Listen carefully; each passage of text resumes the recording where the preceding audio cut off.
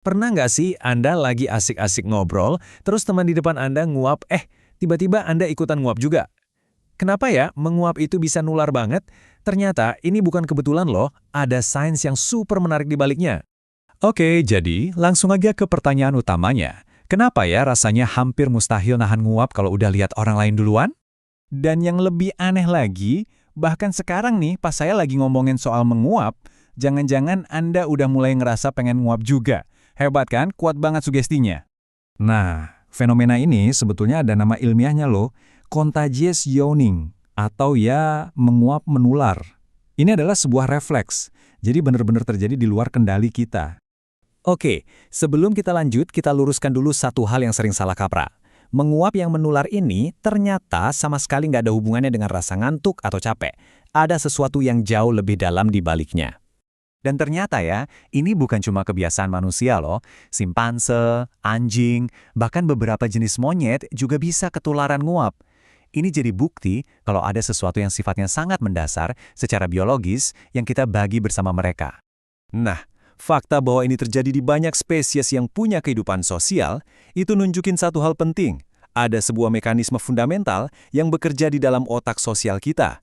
Otak yang dirancang khusus untuk berinteraksi.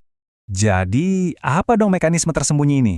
Jawabannya ada di sebuah sistem yang luar biasa di dalam otak kita, yang fungsinya itu persis seperti cermin.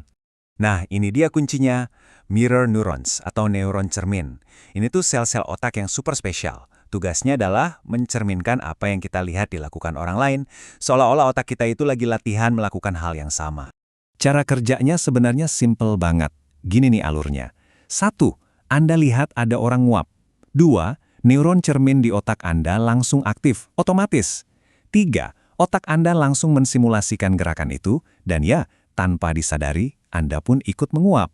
Sesederhana itu. Dan yang paling penting dari semua ini, semuanya terjadi total di luar kendali kita. Benar-benar di bawah sadar, murni refleks. Oke. Jadi otak kita ini jago meniru ya.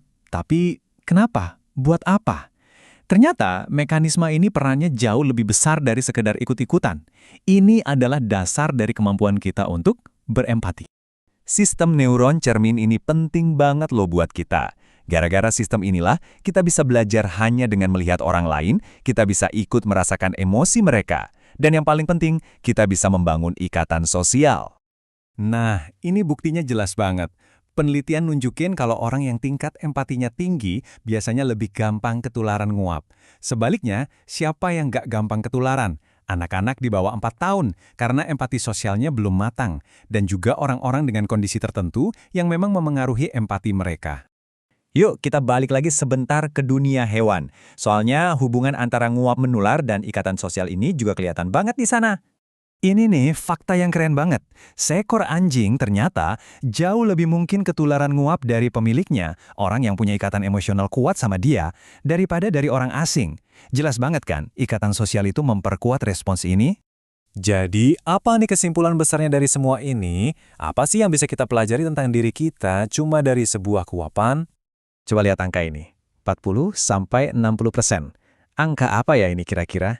Itu adalah persentase orang-orang yang bakal ikut menguap cuma dalam hitungan menit setelah lihat orang lain melakukannya.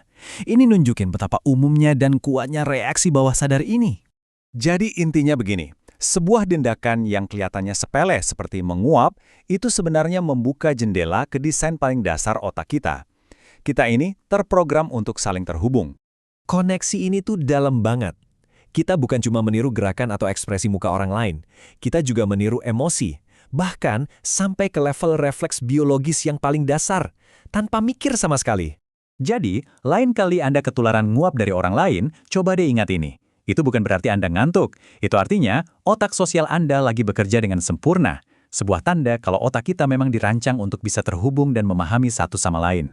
Nah, setelah kita ngobrolin semua ini, saya jadi penasaran. Coba jujur deh, selama menyimak bahasan ini, Anda sempat nguap gak? Sekali aja.